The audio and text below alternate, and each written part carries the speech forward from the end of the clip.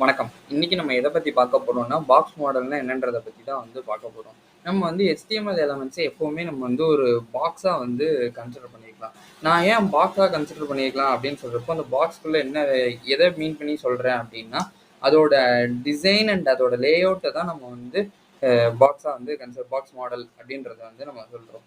அந்த பாக்ஸ்க்குள்ள என்னென்ன இருக்கும் அப்படின்னு பார்த்தீங்கன்னா, margin, border, padding and then content. இப்போ நான் கண்டென்ட்னு சொல்றப்போ உங்க எல்லாருக்குமே டவுட் வரலாம். அது என்ன கண்டென்ட்? பார்டர்னு நம்ம ஆல்ரெடி வீடியோவில் பார்த்துருக்கோம், மார்ஜின் பார்த்துருக்கோம், பேடிங் பார்த்துருக்கோம். ஸோ கண்டென்ட்னு ஏதோ புதுசாக சொல்றியப்போ அது என்னன்னு கேட்டிங்கன்னா, கண்டென்ட்னா வேற ஒன்றுமே இல்லைங்க. நம்ம உள்ள எழுதுறோம்ல, இப்போ இந்த கோட் வித் அஸ்வின் இல்லை ஏதோ ஒரு இமேஜ் ஏதோ வைக்கிறோம் அப்படின்னா அதை தான் நம்ம கண்டென்ட் அப்படின்றது சொல்லுவோம். இப்போ அதே மாதிரி நம்ம பேடிங்னா என்னன்னு பார்த்தோம். பேடிங்னா உள்ளுக்குள்ள கொடுக்குற ஸ்பேஸ் தான் பேண்டிங். இப்போ அதே மாதிரி மார்ஜின்னா அவுட் சைட் த, அதாவது பார்டரை தாண்டி இருக்கிற ஸ்பேஸ் தான் மார்ஜினோடது.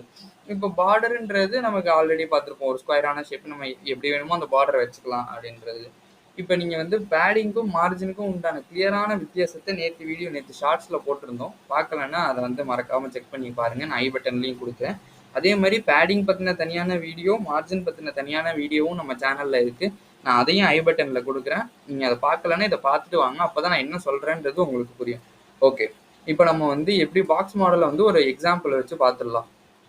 நான் ஒரு டிவ்னு ஒரு டேக் போட்டுடுறேன். டிவ் டேக் போட்டுட்டு நான் என்ன போடுறேன்னா பாக்ஸ் மாடல் அப்படின்னு சொல்லி எழுதிடுறேன்னு வச்சுக்கோங்க. அதுக்கு முன்னாடி நான் பாக்ஸ் மாடல்லாம் எப்படி இருக்குன்னு காட்டுறேன். இதுதான் நான் பாக்ஸ் மாடல் சொன்ன பாக்ஸ் மாடல்ன்றது இதுதான். உள்ளுக்குள்ள நம்ம கண்டென்ட், இப்போ இந்த கண்டென்ட் தான் நம்ம கொடுத்துருக்க இந்த பாக்ஸ் மாடல் நம்ம எழுதியிருக்கோம்ல, இந்த எழுதியிருக்கிறது தான் கண்டென்ட். இப்போ நான் இது என்ன பண்ணுறேன்னா, நெக்ஸ்ட் இதுக்கு ஒரு பேடிங் கொடுக்க போகிறேன், பார்டர் கொடுக்க போகிறேன். அதோட அந்த பார்டருக்கு மேலே மார்ஜின் ஒரு ஸ்பேஸ் நான் கொடுக்க போகிறேன். இதெல்லாம் கொடுத்து நம்ம எப்படி இந்த மாதிரி பாக்ஸ் மாடல் கிரியேட் பண்ணுறதுன்றதை பார்த்துருவோம். ஓகே, இப்போ நான் என்ன பண்ணுறேன், ஸ்டைல் டேக் கொடுத்துட்றேன். ஸ்டைல் டேக் கொடுத்துட்டு நான் என்ன பண்ணுறேன்னா அந்த டிவ்வை டார்கெட் பண்ணுறேன். நான் மறுபடியும் சொல்கிறேன், நீங்கள் CSS செலக்டர்ஸ் பார்க்காம நான் போடுற எந்த வீடியோ பார்த்தாலும் உங்களுக்கு புரியவே புரியாது. CSS செலக்டர்ஸ் ரொம்ப ரொம்ப முக்கியமான ஒரு வீடியோ. அதை பார்த்துட்டு இங்கே வாங்க. அப்போ தான் நான் ஏன் இந்த டிவ்வுக்கு இப்படி இந்த மாதிரி கொடுக்குறேன், ஏன் நம்ம கிளாஸ் போடாமல் இருக்கலாம், ஏன் நம்ம இங்கே கிளாஸ் போட்டு இன்லைன்லேயே ஸ்டைல் எழுதலாம், ஏதாவது ஏன் நம்ம அப்படிலாம் பண்ணாமல் இப்படி பண்ணுறோம் அப்படின்றதுக்கான வீடியோ CSS செலக்டர்ஸில் இருக்குது. அதை ஐ பட்டன்லேயும் கொடுக்குறேன். ஓகே, நம்ம இதுக்கு என்ன பண்ணுறோம்னா பேக்ரவுண்ட் கலர் ஒன்று வைக்கிறோம். பேக்ரவுண்ட் கலர் நம்ம எப்பவும் போல் லைட் ப்ளூவே வச்சிடலாம். ஸோ வச்சுட்டு நான் இதுக்கு ஒரு வித் ஒன்று வைக்கிறேன். வித் 300 px வைக்கிறேன்.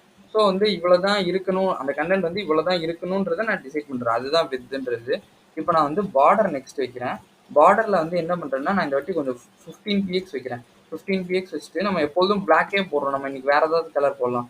ஓகே, நம்ம க்ரீன் இன்னைக்கு சூஸ் பண்ணலாம். ஸோ சூஸ் பண்ணிட்டு நெக்ஸ்ட் என்ன பண்ணுறேன்னா பேடிங் கொடுக்குறேன். பேடிங் ஒரு 50 px போட்டுக்கலாம்னு வச்சுக்கோங்க.